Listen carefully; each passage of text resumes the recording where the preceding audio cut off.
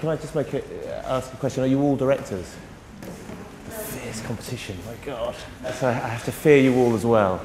The whole interest in theatre, being involved in theatre, was catalysed by my mother, who was very big into amateur dramatics and used to use my Lego men to move her actors around the floor plan of her sets when I was younger, and I used to come down after I was meant to be in bed and watch her do this. And so that kind of sowed the seed. And the first sense professionally was that I took what we call a profit share, which is a show that you do with professional actors, but you pay their expenses, and if there is any profit from the show, you share that amongst the actors.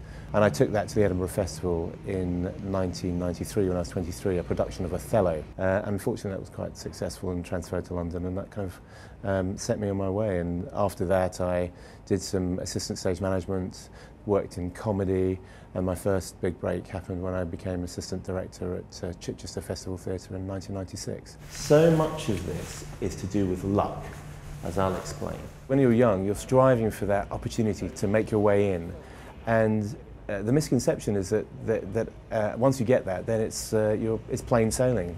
That's not the case at all. You know, I've been fortunate enough to have a number of shows that have worked and been well received and have run for quite some time.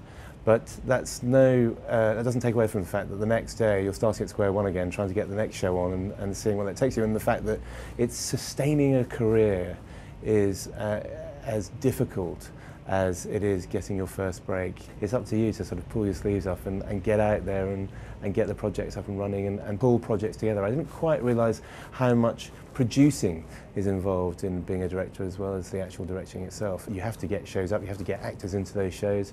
You may have the resources of a building around you, and you may, you know, be salaried, but fundamentally you are doing the same thing. It's never just about the directing, and that's been a real surprise. Persistence. That fundamentally is the most important quality you need to have. If you want to get a shows on, it's a major investment of your time and energy, and you have to be sure that it is something you genuinely want to do. Because if you don't believe in it, it's more difficult to make others believe in it.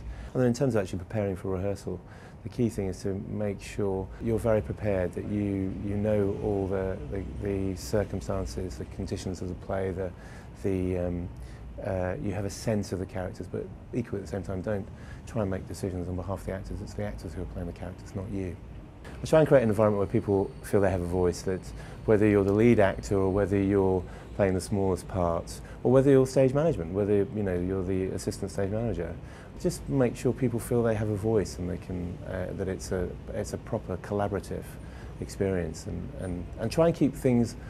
Try and have a degree of levity to at the end of the day, we're being paid to play. I mean, we do plays and we play in the rehearsal room. We're allowed to be, we're grown-ups, allowed still to be children, despite the fact that I'm turning 40. And I don't try and disguise that. I don't try and try and sort of take the whole thing more seriously than it should be.